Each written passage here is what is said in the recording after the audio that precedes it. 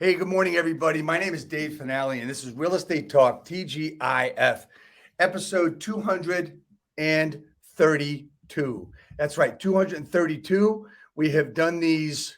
Oh, shit. How long have we done these? We've done these probably for over 4 years, 232, 229 weeks in a row, it says. We're just so glad today to have a friend, a great human being, a great realtor who's done 500 units a year once. Was it more than once, Jay? It was, 531 was the most, but I did 400 a year for probably 10 years. Yeah. So this guy's been around. He's been successful. And we're going to give you a lot of little tidbits that you don't think you'll get from Jay Kindred today. So we're going to be right back after a quick video, just as an intro. And here we go. Real estate agents, are you looking to acquire clients consistently to grow your business and income for a great lifestyle? Well, this is Dave Finale, and I'm here to bring you the Real Estate Skill Builder broadcast, Real Estate Talk TGIF, brought to you by Real Estate Skill Builder and the Modern Agent team. And here we are back. Thanks so much, Jay. Hey, Jay, as we get started with this conversation today in episode 232, we are, by the way, the longest running live broadcast in real estate in North America. I will tell you that Byron Lazine's got the longest running podcast, but we beat him here. Anyway, tell me, what does TGIF stand for? Well, I think it stands for Thank God It's Friday, but I just wanted to point out my shirt, since I know you're a Cowboys fan. I wore that for you today. Yeah, so you just kind of segued right off of the main topic. Remember, Jay, you're here. It's really about me. Yeah. So it's Thank God It's Finale, right? How could it not be, right? That's right. And, just full disclosure, I am a New York Giants fan.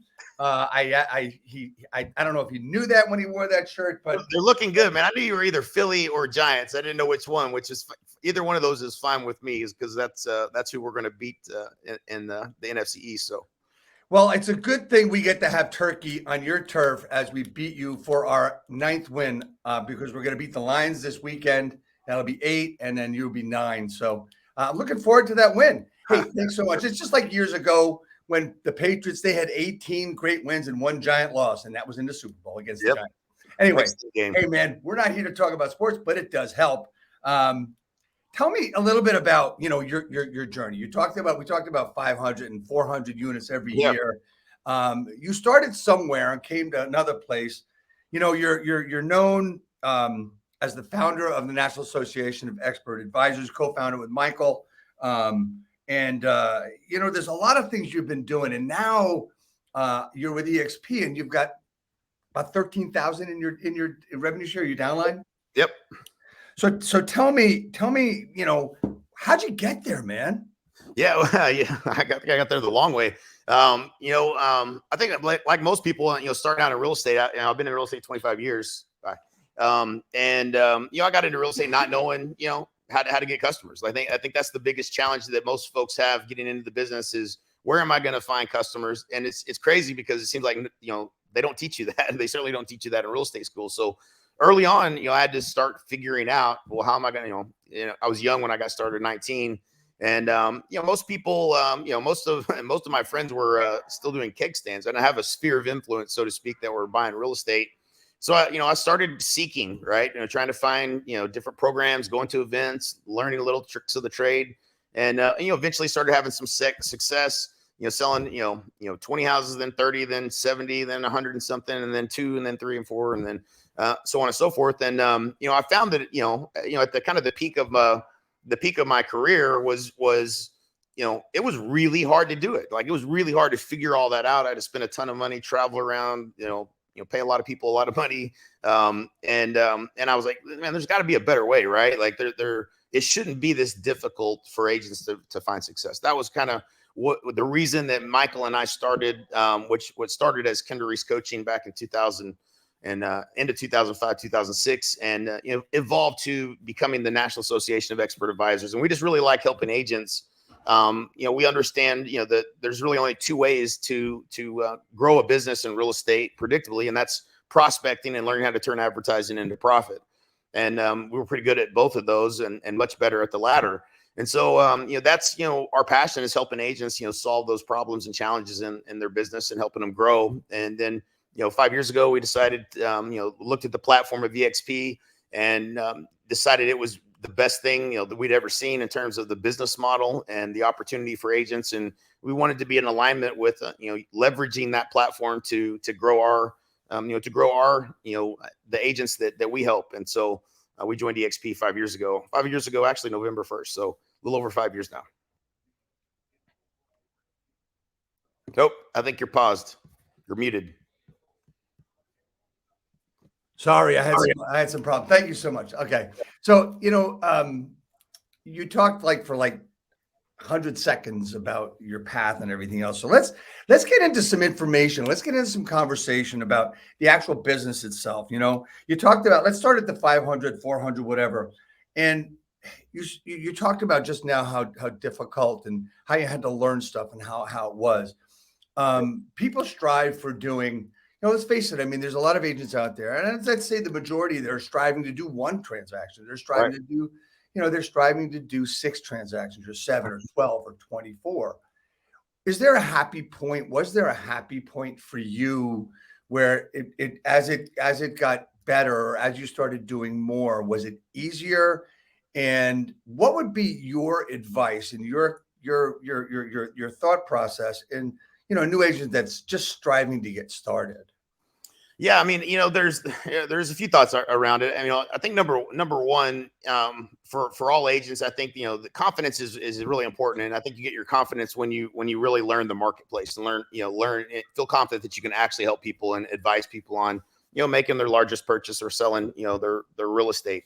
And so there was a transition at a certain point, and I think this will resonate with most agents. Most agents that come to us either for coaching or I just meet on the streets or speaking engagements, whatever the case may be. The majority of them they're on this real estate roller coaster is what I call it, where you got, a good month followed by, maybe no closings by, another, then you sell house and, 2 or 3, and then, another, month where you have a dip. And that inconsistency is hard to figure out how to solve if your business is just coming from repeat business, referrals, and things of that nature, because it's not very predictable. You don't know when, you can't tell me in July you're going to get, a referral or not. You don't know. And so, that's where most agents are struggling, is that the business isn't very predictable or very consistent. Right. And so, the harder you work, and you're servicing making the sales, and then you're servicing the sales. And so there's some leverage you need to get in order to kind of keep the activities that you're doing that's driving the business going. And so I went through a lot of that, and, there was a transition that when I started focusing on the listing side of the business, that's really where things shifted for me. But I think for most agents to get there, you have to have at least consistent enough business that you can start to invest in some of it, because the market to get sellers is it's more expensive. The cost to acquire customers is more expensive to acquire a seller that doesn't know, like, and trust you, because that's what we're talking about. There's only 2 ways to grow your business: either prospecting people that don't know, like, and trust you, or turning advertising into profit, which means you're marketing to people that don't know, like, and trust you, and you're trying to turn that into business. And those are the only 2 ways. So, but you have to have a war chest set aside to do some of the things, to market, to get sellers. But I remember the day, and I was running, actually, it's not something I would recommend to do today, but for me, one of the things that worked really well was newspaper advertising. And, I had, had a brand and, and marketing that was going on every Sunday in the paper, whatever. And I remember coming to the office one day, coming back from an appointment, and I had 3 messages of people that I didn't know that called me and wanted to list their house. And I'll never forget that day, because it was the difference from me chasing business to, oh my God, now the business is coming to me. And so that I'll never forget. Because when you do make that transition to people that don't already know, like, and trust you, calling you and saying, hey, I want to list my house, is you'll it's a good feeling. It's hey, this is actually working, right? But so that I remember, and it was probably around 70 transactions, somewhere in there, that I was doing, and I had enough income, that money set aside to start spend some more expensive marketing that was generating inbound traffic to me. And that was a big shift for me. So that would be the shift I think everybody wants to get to is focusing on the listing side of the business. And because listings have babies, you get a listing, another seller, sees that you sold that house, they call you, you get buyers from that. And it just solves a lot of problems if you can kind of become the go-to agent in a particular niche or geographic area, whatever that may be, but becoming the most known and having mind share, right? Like when people think real estate, they think of you. It could be in just one neighborhood, or it could be in a whole market like mine. I had 14% market share in Lawton, Oklahoma. So, pretty much everybody, when the topic of real estate came up, you go to the gas station, talk to somebody, and you ask about real estate, who are the top agents. I was probably going to be number one or number two in terms of what the person might say. And that was because I had mind share. I had enough impressions, whether it was through wrapped vehicles, newspaper, billboards, TV, radio, all of these things that I was doing. I was omnipresent. You couldn't not see me. Plus I had signs everywhere all over town. And so like that's, and signs really are your best source of advertising. The more listings you get in one particular area, the more time people drive by those signs all day, every day, it just naturally people start thinking, well, I'm going to call this guy. And so, that's the big transition I think that I made, that really, really it took off from there and just continued to grow. And, it's really hard for, you can't really mess that up. Right. Like, unless you just don't, treat your clients well or something, but that's, I think the holy grail, if you will. But I think there's things that agency just, focus on to get to consistency before you can do that. And maybe that's, something we can talk about. So, when we talk about consistency, so we're talking about consistency in a lot of areas. And I talked about the 6 deals, the 12 deals, whatever it is. And you talked about 70 deals being a number for you when you started getting these calls from people you didn't know, that didn't even know who the hell you were. They were calling you because of all the signs and everything. Right. The first thing I want to talk to you about was, a lot of people don't talk about this, but it's also a thing is it's a phrase I've heard that I've used to describe myself, and a lot of people have it, and newer agents have it too, is imposter syndrome, where they start getting business and then all of a sudden they feel, holy crap, how is this happening? What I was told is working. And, I don't know how to handle this. And you kind of had the same thing. You alluded to it a little bit. So when imposter syndrome jumps in, what do you feel would be the best way to get past it? Yeah. I don't know. I didn't really, that wasn't really my experience. My experience was like, I was working really, really, really, really, really hard. And I felt like I was having to push the boulder up a hill. And all of a sudden I got to the top of the hill and it was like, oh, wow, this is what I really wanted. Was so you accepted it? Yeah, I absolutely accepted it, because I think it's hard to figure all these things out and get to that point where you're finally successful. You're investing in marketing that's working, and inbound people are calling you and you're getting referrals at the same time. Like for me, it was like, finally I made it, right? Like it was an aha moment for me, but also just like take a deep breath and like, oh fuck, that was hard, and so I definitely accepted it because of how much work it took to get there. And I think that's a lot of what drove me to help other agents, because I was like, damn, if everybody had to do it this way, and not very many people are going to be successful. So I was always looking for, man, there's got to be a better way. Right. And so, yeah, I imagine that most agents that have had a lot of success felt similar to that they pushed and pushed and pushed and pushed and pushed. When they finally made it, they have take a deep sigh of relief that it was all worth it. One of the things that I heard some of your content on was there's really no formula of success. There's really to get started. I mean, mentor, coaching. What's the best way for somebody to get started, Jay? Yeah. So, man, I mean, you're all about this, and it's, real estate skill builders is what we're talking about here. So, the skills can be learned. I don't care what it is, a skill can be learned. And for me, I wasn't afraid, for whatever reason, I wasn't afraid to pick up the phone and call FSBOs and call expireds. And, I did open houses every Sunday for years. But I think, learning the skill of what to say and how to communicate. And, there's people skills, which I was fortunate at 18 years old. I went through Dale Carnegie's course, which, really transformed me in terms of my people skills and, just, things like, speaking, on stage and things like that. I mean, those were things as a kid I was not, very good at, for sure. Right. And so, Right. I was fortunate to go through some sales training by a guy by the name of Bruce Tanner early on.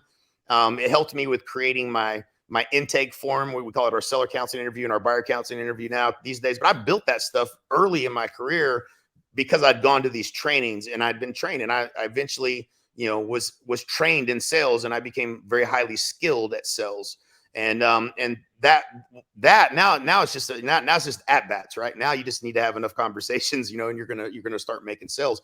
But I think you have to work on honing your skills, because like you can put me in any marketplace today and I know how to make a call to a FSBO and it expired, or you give me buyer leads and I can have a conversation and set an appointment from that. And so those skills can all be learned. And if you don't feel like you have those skills, it's a huge confidence booster as well. So, you're not afraid of the phone when you know that you can navigate that call, second nature, and get a result that you're after. And so, I think that's probably the most important thing early in your career is committing to, improving on your skill set.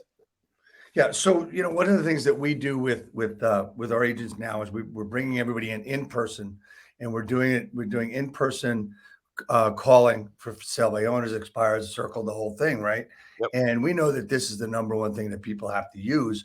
Everything else is great, right? But we're implementing a certain framework we call the modern agent framework through building skills on thought process, mindset, what that other person on the other side of the phone is thinking about, where you need to be, right? So we think about what you're saying to them is all about. It's not about you, it's all about them, right? Right. You want to be in their shoes. And I think that's the key, that people who I hate cold calling, or I don't give me a script and all that crap. It's funny, I saw a video yesterday about scripts and says don't use scripts, and then the person went on to give you their script. Right. So that's kind of bullshit in and of itself, right? So so you start building your business and everybody says, I got to build my brand. I got to build a brand, right? So, a brand is who you are, what you do. If you had to tell someone exactly how to build their brand, what would you tell them? Yeah. So, well, first of all, let me tell you a quick funny story, and then we'll talk about brand. So early on, I had a coach, and keep in mind, like when I hired this coach, I'll never forget. I was sitting in the back of the room. They passed out this application for coaching, and it was like $1,200 a month. And I was like, "What? Are you kidding me?" I could not believe how much money that to me. That was a lot of money for more than I was paying for a car payment. Probably more I was paying for a house payment back then. And so by the end of the pitch, I'm at the back of the room, first one signing up for coaching, right? And I had 2 credit cards, and I remember I said, I don't think you're going to be able to get it all in this one or this one, but if you use them both, you could probably get it on there. And so, I made that investment in myself, and it was one of the best things I ever did. And I've always invested in coaching and training and investing in yourself. I believe that's the if you want to be successful in anything, invest in yourself. And so, I'm doing this coaching. They give me a script, and I think I'm following the script, and I got it pinned up on the wall. I'm making these calls using the script, and the leads aren't converting. And so I tell the coach, weekly coaching call, I get on and tell him the script's not working. Right. So I said, hey, the script's not working. He says, yes, it does. I said, well, it's not working. He said, well, you're not following the script. I said, well, yeah, I am. And I say, all right, we'll record your calls and we'll go over them. And so I did. And I sent it to him, and I was like, we listened to it, and he's like, you didn't follow the script. And I was like, yeah, I did. And we went through it again, and I had changed up enough, just a little bit of it, that changed up the context of the structure of the script. And he said, follow the damn script, and we'll talk again next week. And I'll be damned if I didn't set appointments that week, using the script the way I was supposed to. And so, like, it was a really big aha moment for me, because I was like, damn, man, I was about to write this whole thing off as not working, but it really was me just not being a good student. And so until you understand and have the understanding of why things are the way they are, don't go fucking around changing them. And that was a big takeaway for me, is like just being a better student. If somebody says something works, do it exactly like they said to do it. And examine the results. And then if you want to modify it and see if you can make it better, that you can do that, but don't do that first. And so that was a real big lesson for me early on, that, that there's people that understand how to do this at a much higher level than maybe you comprehend. And so don't go messing with it. Right. And a lot of people, I think, make that mistake and don't get the same results because they're messing, they're not following something that is proven to work. Does that make sense? It makes a lot of sense. And it's the thing I see an awful lot today. And I've seen it through when I own my brokerage and everything else, where people say, well, I want to tweak this or I want to change I'm going to that. make it my own. Yeah. Yeah, I got to make it my own. And I don't like the way that sounds and everything else. Well, yeah, well, if you have a personality, you will make it your own right from the start. Right. So how old are the scripts? If you look with the same scripts today would work today that you used back then? Absolutely. Hands down. I always get on the phone instantly, say the same things I've been saying for years, and it'll work every time. That I don't have to, you don't have to, I mean, rarely, I mean, you could change them. Maybe you could improve upon them. I'm sure there's some things I might say do differently, but I mean, it would just, if I got on a call right now, I mean, it would just, I mean, I haven't done it in years because I haven't made calls in years, but I'm pretty sure I would literally go right back to second nature, what I would normally say in a conversation. And so, yeah, I don't think you would, I don't think you would change anything. So, it's funny. We're talking about scripts. We're talking about prospecting earlier. So I got to ask you this question that I've asked a lot of top people throughout the country over the past couple of years. Sounds a real strange question. So go with it. I'm ready for it. You need a listing. Gun to your head. You need a listing in 5 days. What are you doing? Oh, fuck. I'm calling Physicals and Expires hands down. No question. No question. And especially now, right? Like here's what's happening. And this is why this is a big deal. I'm glad you brought it up. So, I love this market shift. This is my favorite time because this is what we weed out the weak and the hustlers are going to have the advantage. So, Physicals and Expires, by the way, are the only free lead source for listings that there is on the planet. There is no other free lead source for people that, want to sell a house. At least Expires were willing to pay a commission. So, I mean, they that they wanted to sell a house and were even willing to pay a commission. And so like, for the last 10 years, there were less expireds. And, there was, FSBOs were able to kind of sell sometimes on their own. Now they need us, right? They need us. And the unfortunate fact that the majority of real estate agents are not very good, and they are afraid to have the real conversations that people need to have about repositioning a home in the marketplace. They probably have never done a price reduction in 10 years. So there's going to be more expireds. And so that is it was always a lead source for me. And I made those calls myself until I had enough money to hire someone to make those calls for me. So if I was prospecting, a couple hours a day, let's say, and I probably, didn't even hit that number most days, but that would keep me busy going on appointments. FSBOs are easy to set appointments. They'll let anybody see their house. So, it's, now I'm setting so many appointments that, I don't have time to make the calls, right? You get so busy doing the work that you sometimes, you're doing less of the prospecting. So at a certain point, you hire somebody that's making calls all day long on your behalf. And this is probably true, mostly true. I would say, like me doing it for 2 hours, I was good enough I got so highly skilled at it that even though I hired someone and trained them to do that all day long, they basically would get the same result that I would get if I was calling 2 times a day, but they're calling for 8 hours or 6 hours a day. Right. Okay. And so, yeah, that's the leverage point, and, now I've made those calls. I don't think you can make that higher if you haven't done it. I've never seen somebody successfully train somebody if they've never done it before. But, at a certain point, like if you don't like prospecting, that's fine. But just understand that you're going to do it for a season. And then at some point, you're never going to have to do it again. And I think that's the way. I hated making the calls. Let's be honest. Like I didn't enjoy it. But I understood that that was the only way that I was going to be able to get listings that were free, that didn't cost me anything. No cost to acquire a customer, just hustle. And so that's where I would go. I want to reiterate one thing you just said that is really, really important, because I've met so many agents over the past, let's say just 5 years, right? That said, who can I hire to make calls for me for listings? And my question is always, how many calls are you making a day? What's your success rate on the calls? What's your time frame? Because they think, I can hire a VA and they can all make calls. No. I mean, truth be told, I have a couple of VAs.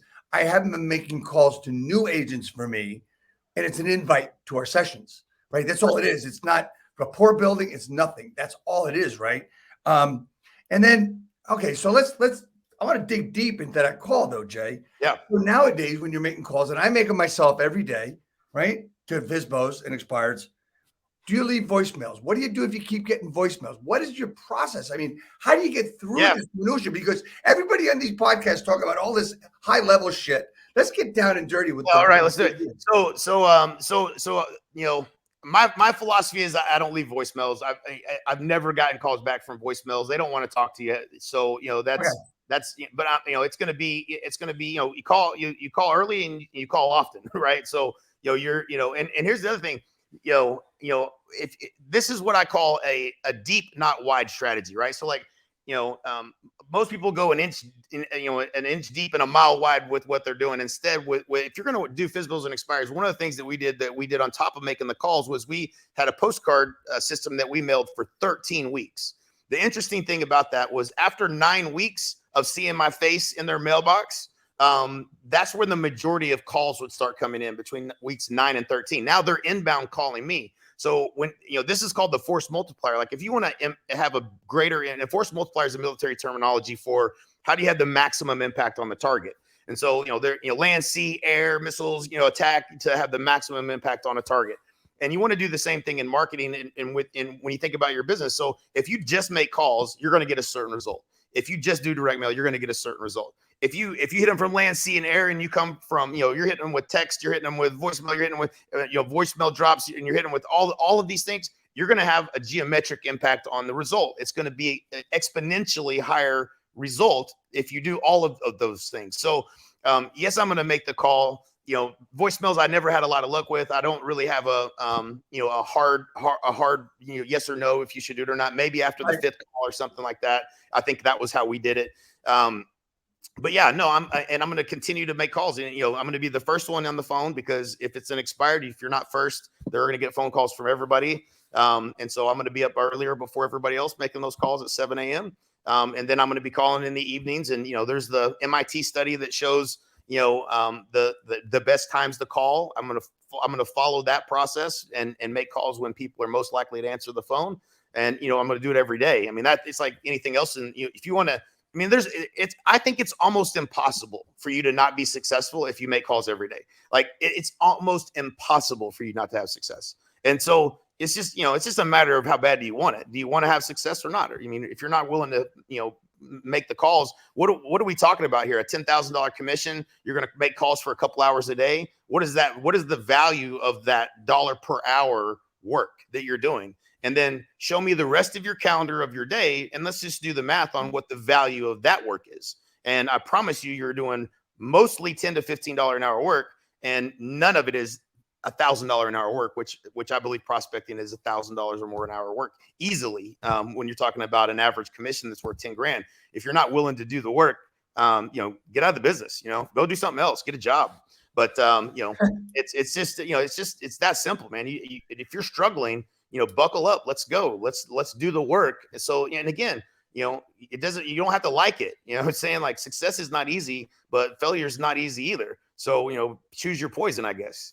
Yeah. So, man, the last 3 minutes of this conversation, I will be replaying for my team and my clients next week in our sessions. One of the things you said, and fired up, man.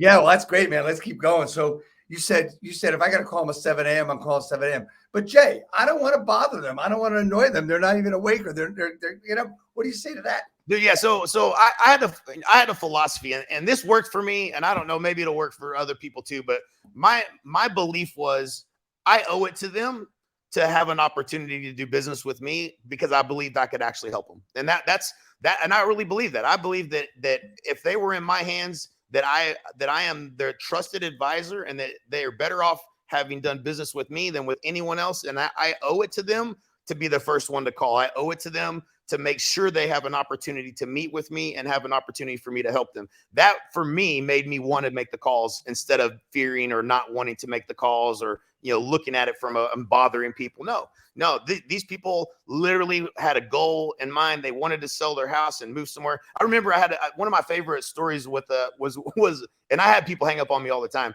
but I had this guy in Elgin, Oklahoma. His house had expired. Every house around him had sold, and I had sold a couple in the neighborhood since he had listed. Every house had sold. And it wasn't the market. The market was doing really well, especially where this guy was. And so I asked him, I said, man, why do you think your house didn't sell? Well, he hung up on me twice. So he hangs up on me when I call him first. And then I said, I'm sorry, we must have got disconnected. And I said, man, I'm just trying to help.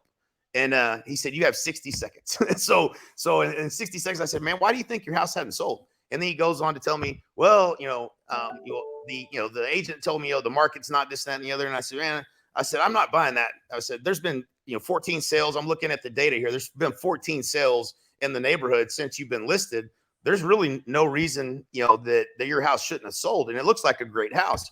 And he said, yeah. I said, well, tell me this. Why were you moving in the first place? He said, man, he goes, my buddy's retired, he's living in Tennessee on the Tennessee River. He sends me photos every day of him fishing off the banks of the river. And he said, I just wanted to get up there to Tennessee and be fishing off the river, on the river every morning with my buddy. Now I got him back in the reason that he wanted to sell. Right. And so, this is the guy that just hung up on me. I said, let me ask you this. I said, if I was able to bring you a buyer today that was willing to pay your price, would you still be open to selling it?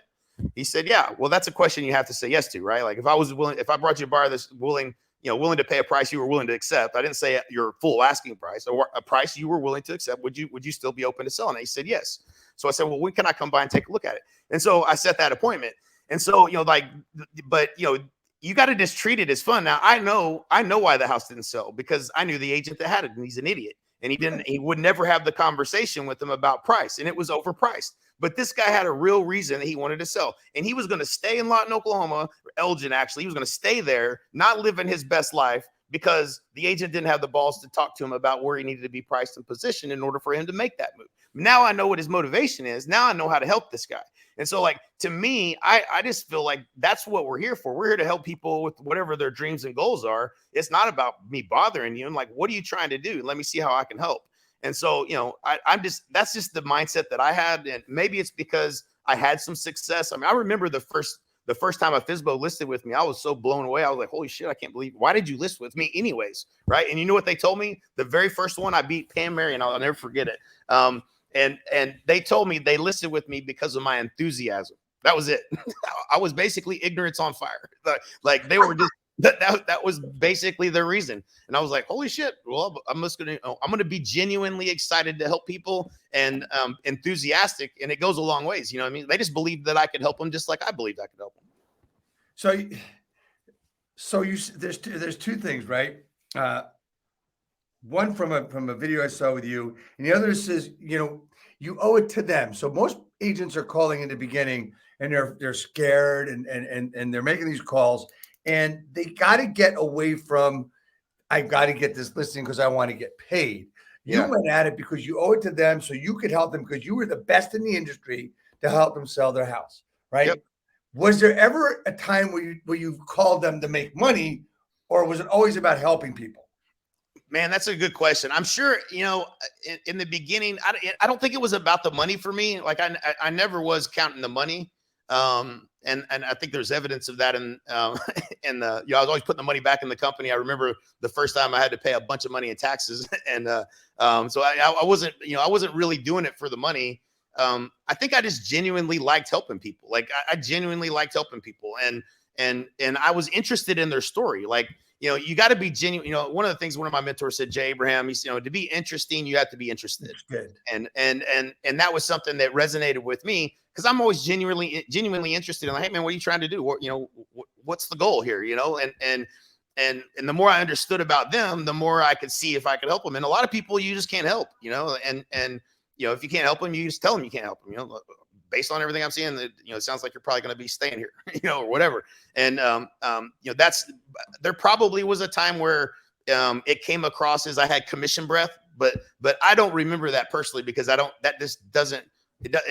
ever feel like that's how I was ever coming across. And I don't know that I can pinpoint a time that I was, but I know that the more successful I got, the more it was about helping people. And that's really what made my success, in making those calls. So that's a really difficult point for a lot of people that I work with, is they have to be able to change it. So they change what they're saying and everything else. Same with the person I talked about with scripts earlier. So then we get into the comments of getting the information, getting the scripts right, getting the appointments, getting the listings. And there's a lot of different styles of agents out there. How do you get to be a shitty agent? How do you get to be a shitty agent? Yeah, man. Damn, man, there's a lot of those. I mean, shoot, I don't, I think, man, I could go on and on about this. I hate shitty agents. I wrote an offer on a house here. I'm in Frisco, Texas right now. I live in Puerto Rico.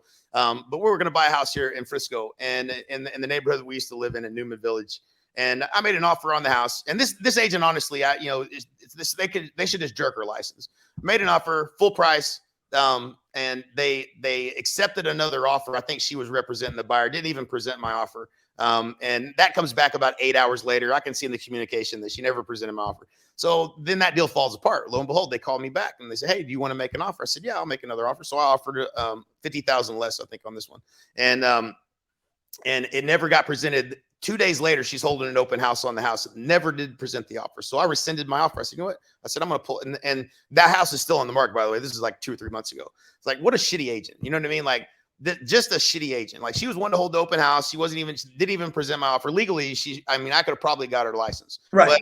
But there's tons of agents that are out there like that. Those agents are the worst. And so, you want to be a good agent, know the damn marketplace. And the market's shifting, and that she thought that this house was going to sell like hotcakes like they used to, and I knew that it wasn't. And so whenever that house expires from the market, I'll probably go over and pick it up for $300,000 less. So it's you want to be the most knowledgeable, and you want to be the market expert. And one of the resources I always go to, the go-to resource that I like is Keeping Current Matters is fantastic resource. Like, if you want to become knowledgeable, and I did this by accident. I wasn't naturally just knowledgeable of the marketplace, but I remember I was in a CRS class, and they gave me this market data thing, that was like a checklist of all the information that you should know in your marketplace or whatever. And so I started doing it. And I remember walking into the bank one day, and Dave Madigan, who was the president of the bank, real nice guy. He was my banker for years and years. And but this was early on. Like, he didn't know me. I was nobody basically at that time. And he said, "Hey man, Jay, how's the market?" And I was like, "Man, there's 1,029 homes on the market. It's down about 4% from what it was last year. And days on market's, up a little bit. So, the market's good, but it's still a little bit less, less than what it was last year." And I recognized in that conversation that I came across as pretty damn knowledgeable, right? Yep. You know what I'm saying? I didn't, it wasn't super intentional, but I started to realize, like, man, I know what's going on. Like, I have a lot of understanding of the market. And so early in my career, it was actually the year 2000. I did a market study. I didn't know what the hell I was doing. I went to an elite retreat, which was Coldwell Bankers, certain level agents or whatever. And I saw this agent that had done this market study. So I come back. I'm gonna do this market study. This is great, And I started kind of being really interested in knowing the marketplace, and being able to advise clients, and see what's going on in the marketplace, and do CMAs and all that kind of stuff. So like, I felt like I understood the market, but this market study, I'd never seen one done before. And so I mailed it out to all. I didn't have a list of people to mail it to. So what do? I mailed it to everybody in the Chamber of Commerce. I mean, hell, that's a good list of people, right? They're all business people. They all know people. They're all kind of influencers if you're a member of the chamber. So I mailed out like 1,100 of these stupid market studies, and it looked like shit. Like, it was not even very professionally made. I made it.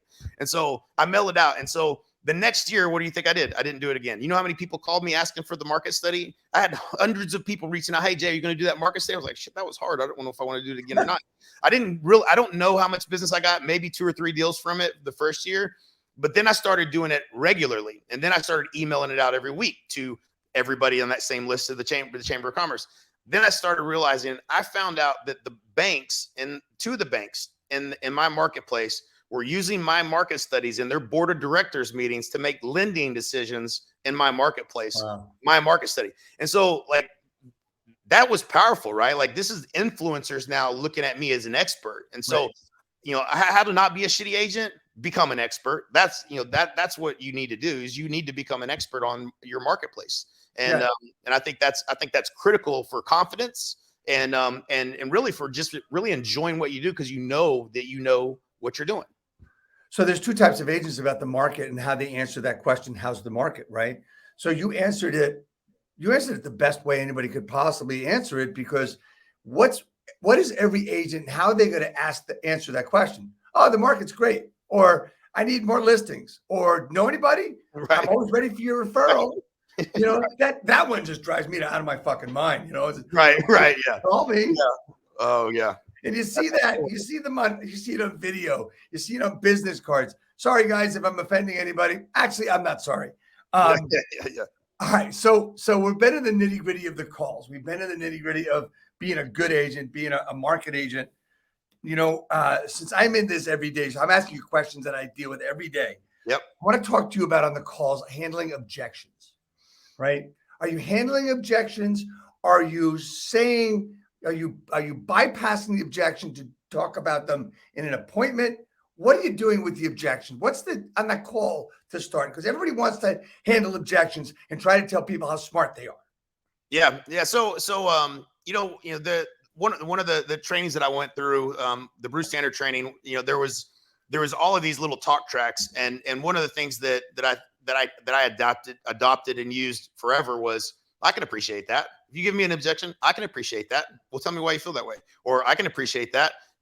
If I could find you a home and we could negotiate terms and with a rate that was acceptable to you, would you still be open to buying? Like, just you neutralize the objection, neutralize it, give them, you don't say that's not true, so the I can appreciate that neutralizes the objection, and then you move on with whatever you're trying to say. That's what comes to mind when you say that. I mean, there's probably other ways that I might handle a particular objection. Yeah, but if you're on the phone, you're going to get objections. But when you're presenting, when you're face to face, what I learned that was the best thing you can ever do is eliminate every potential objection with your presentation, so that there are no objections. And I actually built a process that allowed me to do that, and it worked really, really well. And so, when people used to ask me, well, how do you handle this objection? I said, I don't get that objection. I don't get that objection. Why? Because I handle it in the presentation, so that I eliminate it as an objection before it ever becomes an objection, because I know it's potentially something in their mind they're thinking about. How much do you charge? In my presentation, when we talk about commission, I actually tell a story. I say, this is one of the pillars of the laws of selling a home. We have a proven, repeatable system backed by market research to sell homes for up to 18% more than the methods of traditional real estate agents. Would you like for me to show you how we do that? Now, that's me giving my talk off to a seller, and they say yes. Now I'm going to take them through the presentation. When we get to the part where in the presentation where I talk about commission, I tell a story. My story is, it's funny, Mr. Seller, and you're real smart, so I know that you would never fall for this, but it's one of the things that I see, the biggest mistake I see sellers make is, when I see, lots of sellers call me after their house is expired with another agent, no different than you have. And the first thing I do is I go look in the MLS and I look at what the commission is. And oftentimes you'll find, there's a commission that's being offered that's less than what the norm is in the marketplace, say 2%, 2.5%. And like I said, I know you wouldn't fall for this, but what most agents do when they're negotiating their commission is they don't tell you they're also negotiating what you're offering to pay to the other agents in the marketplace. Mr. Seller, do you know what the number of agents, the number of buyers that potentially are out there in the marketplace could be? My Zoom thing popped up here. Sorry. So do you know what percentage of buyers that are potentially going to buy your house are going to be another agent versus me? 71%. 71% of the buyers that are going to buy a home are working with another agent. Now I'm going to do all the marketing I can to try to find that buyer, but it would be silly of me to not just market your home to those other agents, but also let's make sure we're not offering a lower commission to them to come show your property, because now you have everything, and every 71% of the market now is working against you. Like I said, I know you're smart and you wouldn't fall for that, but that's one of the first things I look for is what are you offering in compensation? And if it's at a steep discount to the other agent, you're probably putting yourself in a worse position, and might be one of the reasons why the house didn't sell. And so now what I did in there was I did an embed, like I basically, it's called neuro-linguistic programming. Absolutely. I'm not an expert at it, but I can tell you when I do that and I tell that story and I say, hey, you're really smart and I know you wouldn't fall for this, they're way less likely to now they got to feel stupid to ask you for a lower commission, right? And so, like, when you take all of those pieces, by the way, I've lost every way you could possibly lose. If there's something you could do to lose on a listing appointment, I've done it probably multiple times. So, but I hate losing. so when I would do something that I would lose, I would go back and try to figure out how do I isolate and handle this objection before it becomes an objection, so that they don't bring it up. And that the commission one, somebody asking for a lower commission, we've all had it happen, but that's the story I use to tell why. And again, I'm embedding that, that they're really smart and they would not do this, but this is what a lot of people fall for. And unfortunately it doesn't help them in selling their home. And so anyhow, that's kind of one of the little talk tracks that I use for that. Yeah, no, I love that. And one of the things I want to simplify your answer to the question of objections. And to do that is really where I was talking about. I said, you really don't handle objections on a phone call. You repeat. It's basically the repeat and approve process, right? And, Right. and you say, okay, so you don't want to pay a commission. I can totally appreciate that. Yep. And you go on to your next question. You're Yep. basically just jumping over it. Yep. Right? Yeah. It's the word I was taught was neutralizing it, right? You're just neutral. Yes. I can appreciate that. So you just neutralize the objection and then you keep going. Yeah, that's what I'm going to use. I always say just jump over and walk around Right. and knock the fucking door down, right? Right. Exactly, right? So, I mean, everybody wants to see. That's the thing, Jay, is that a lot of agents that I see that I work with on a regular basis, they want to, they know something and they want people to know what they know. And it just comes out like a commission breath, cheesy, and like they got to tell people how smart they are. And in that way, they're actually making that seller wrong. Yeah. Which we don't want to do. Right. So I want to get into having said that, right? I want to get into a really important question, a really important conversation about excuses. And I know our mutual friend and buddy Nick Krem talks about with you, and he's talked about it with me, 100-0. Yep. Right. And it's 100% commitment, 0 excuses. Yep. Because let's face it, when you first get in this business and you're making calls, there's going to be an excuse. You know, I hear them all the time. And one of the things I stopped doing probably about 10 years ago was making excuses. So I did something wrong or I didn't show up somewhere where I had to and I was late. I would just say, I'm sorry. I wouldn't say there was traffic. I wouldn't say that, the dog ate my computer or any shit like that, right?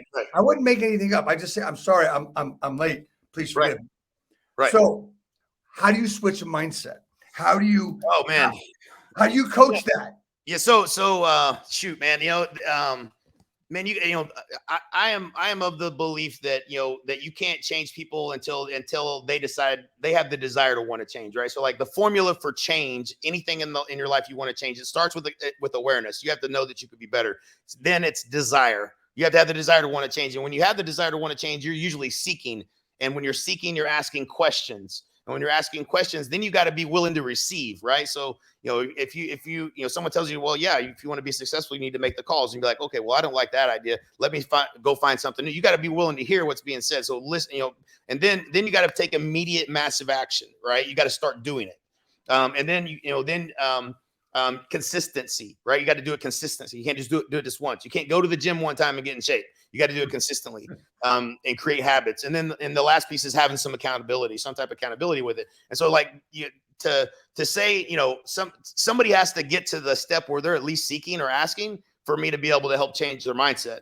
I've tried to change people's mindset that didn't want to change and they weren't seeking and they didn't even I gave them some awareness, but they had no desire and they weren't seeking, they weren't asking questions, and I can't fix that person. Right. So like this is something I've learned even more so recently is I got to let go of trying to force people that don't want to change and help the people that are wanting to change. Right. And so there's that kind of philosophy that I have is, when you're ready, when you're ready, then you can change your mindset. But that accountability it's very freeing, right? Like 100-0 was a core value in our company. I live by it. It's one of our family core values. 100% accountability is 0 excuses.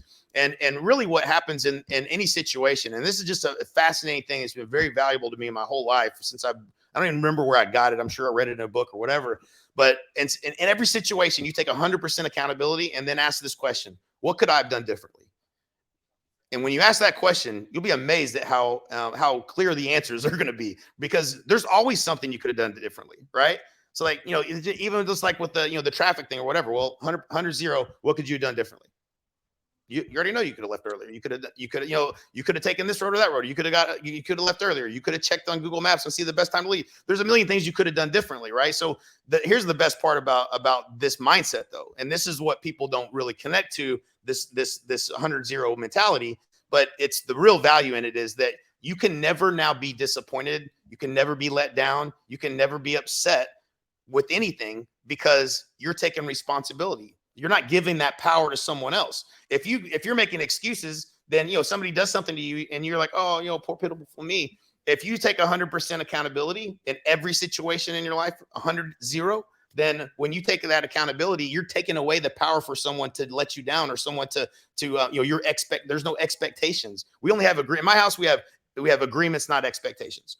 no expectations, only agreements. So whatever it is, we have an agreement. And let me tell you how simple makes things. My wife puts things in my calendar. If she asks me to do something and it's not in my calendar and I don't show up, she already knows what I'm going to say. What was the agreement? We put things in my calendar. It wasn't in my calendar. I'm sorry I missed it, but that's the agreement. So, and this just makes things clear, super black and white, but having agreements, not expectations. And then asking that one question, what could I have done differently? And you're in control. It gives you control of how you can, how you could have done something different in every situation to get the outcome that you're after. And it's just it's a beautiful thing when you really embrace it. And it allows you to live just a much more fulfilled and happier life, because nothing's happening to you. You understand that you have control and power to do things to change the outcome that you're trying to get. And when you take that 100-0 mentality, it's super powerful. So yeah, I love that. It's one of my favorite values. You know what's really interesting is just in this last 90 seconds, 2 minutes, 3 minutes, whatever, when we were talking about that, a lot of things came across my mind and things I'm thinking about, right? I learned a long time ago about taking responsibility. I learned that from coach I had for years, John Cheplack. I'm sure you've heard the name, right? So John always talked about responsibility, take responsibility for everything you do. I'll give you a quick example. I remember driving, I came home for lunch. I lived close to the office and I stayed a little bit longer than I had planned on. As I'm going back, somebody pulled out of a driveway and hit my truck. So I said, well, of course it wasn't my fault that I didn't hit me. So that might be my responsibility there. Right. But I told everybody that it was my fault. It was my responsibility. Well, why? Well, I shouldn't have been where I was at the time I was, because it wouldn't have hit me. So I took responsibility for that. And people don't understand, well, it wasn't your fault. Yeah. Be responsible for everything that happens to you. If you really think about it. Yep. You're the one that's in control. Right. And if you feel that way, you can't get pissed off at people or yourself. It is what it is, right? Right. Yep. Exactly. So you talked about something really, really that was going to be that is one of the final things I wanted to talk about. You talked about your family, you talked about your wife, you talked about the agreements, and we can talk about agreements that we make, and it's just how we run things in our lives. We make agreements in our heads. We make agreements with other people by not, even saying them, but we've made agreements with things that we're doing. And the best way to understand this through one of my favorite books of all time, The 4 Agreements, right? I just love that book. And I actually write those 4 things every day because it makes me remember that I am responsible for everything I'm doing.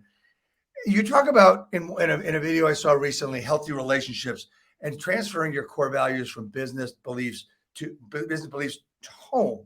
Yep. So you need to have strong relationships. And we know that this is one hell of a combustible, what's the word I'm saying? It's a combustible business, personally.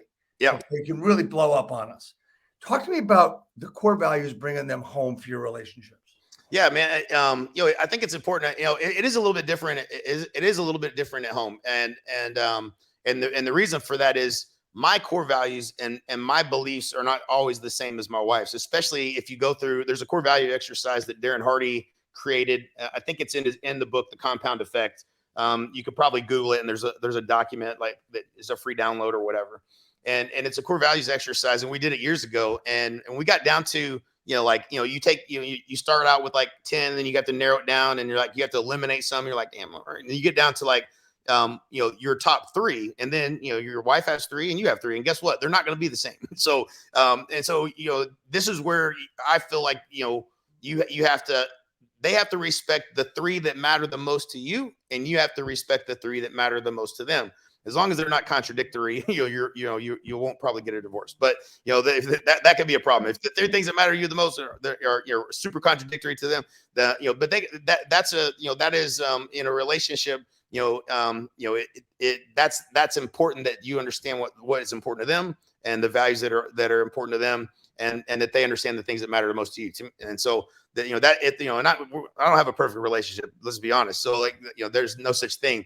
But I can tell you that if you're always going to be trying to work on yourself, always trying to work on getting better, and that's one of mine is excuses. Like, I don't want to hear excuses. I don't want to hear excuses. I don't want to hear excuses. It's one of my triggers. And my wife understands that. It doesn't mean she doesn't always make excuses, but it's one of the things that is a trigger for me. So but you always have to work on it. But I think you just have to understand what their values are and what matters most to them. Make sure that you're listening to that, and then at the same time they need to understand what values are most important to you. And I think that's something you always have to be working on.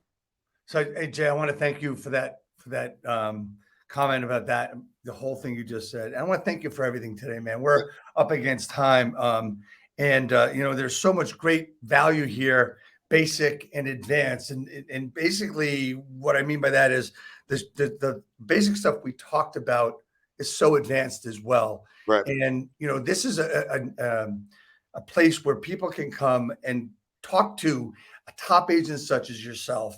They can't do that everywhere, Jay. They can't do that. And unfortunately, our system that we work with and out of is not the norm. Right. It's just a great system. And you guys want to talk about that, you want to get more information about that, please feel free to reach out to Jay Kinder at jkinder82 on Instagram. And I am at the day finale on Instagram as well. Look, Jay, thank you so much for your time. I have one question for you. And then we'll be done. Please stay on a little bit at the end. How can I help you grow your business? Yeah, great question. Man, to keep doing things like this. I mean, this is a great platform. It's always a pleasure that you invite me to have me on. And I appreciate you doing that. I'll always try to bring the value as much as I can and add value to agents. So, just keep doing what you're doing, man. I love it. And I'm glad to be able to take part in this. Well, I want to thank you so much. And one of the things you actually saw recently was you saw the new hats. And I know you had to have one. And that's what was really the thing. You had the black with the blue. I mean, look, it's going to match your shirt. I should have it with me today. You should. So that's why we're going to get it out to you right away. Hey, man, I want to thank you so much for coming on. Next week, guys, it is Thanksgiving. We are still on because we don't miss a week. We have Stephen Bates, who is the founder of At Certain Change Limited. He is from London, so he really doesn't care about Thanksgiving. So we're going to talk about mindset, mind share, all of that. He is an expert. He's also a good friend of mine. So, hey, Jay, just stay on for a second. We'll be right back. See you, everybody. See you next week. Where is?